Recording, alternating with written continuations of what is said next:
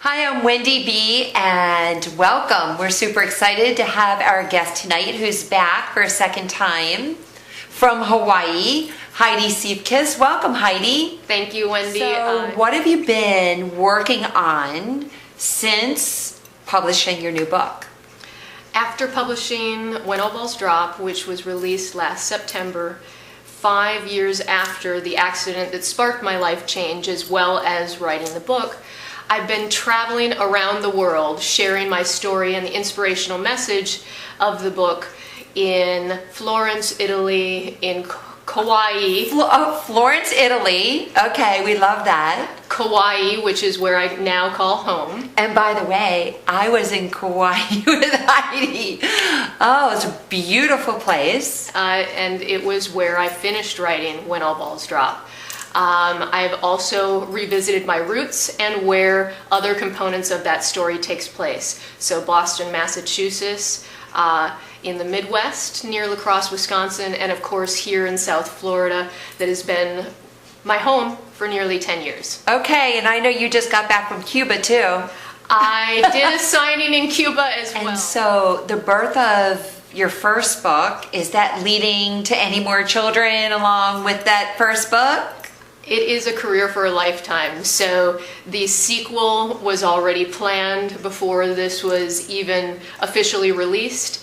And I have finished that second book, and it will be released 1 year after When All Balls Drop. So this September 2015, With New Eyes will be released. It will I love that title, With New Eyes.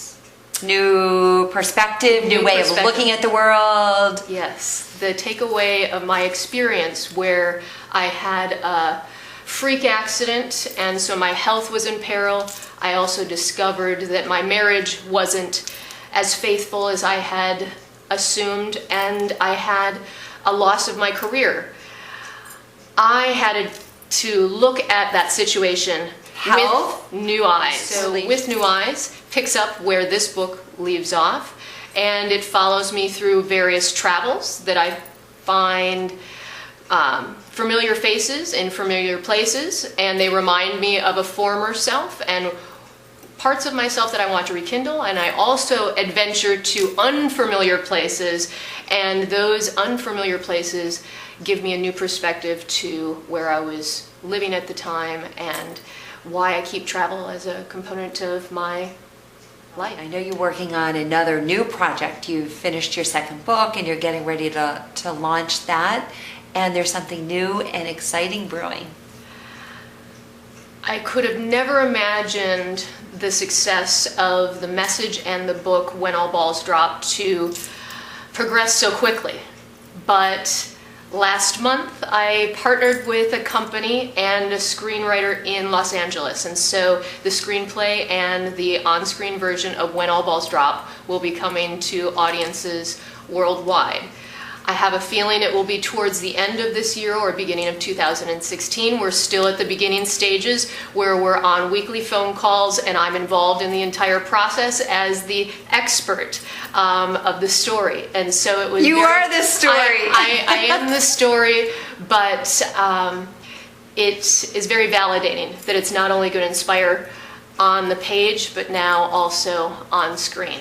As the second book comes out, the first movie will come out, and I'm now dabbling in the third book, which is going to talk a lot about some of those traveling adventures, and it's going to talk about my transition from a cubicle or from behind a desk to leading tours, and the first place that I did that was in Cuba, and that will be cubicle to Cuba. So what do you believe when something like that happens? You call it a freak accident or tragedy or something really challenging that shows up in your life. What is your interpretation of that experience? I thought that I was in the wrong place at the wrong time when it happened. And after reflection, 9 painful months of wondering why, I was in exactly the right place that I needed to be. And I find that there are really no wasted experiences. There's learning gifts in all of it. It may not appear that way at first, but through those wounds I gained So wisdom. where can our viewers find you, Heidi? You can keep track of me on my website, HeidiSiefkas.com.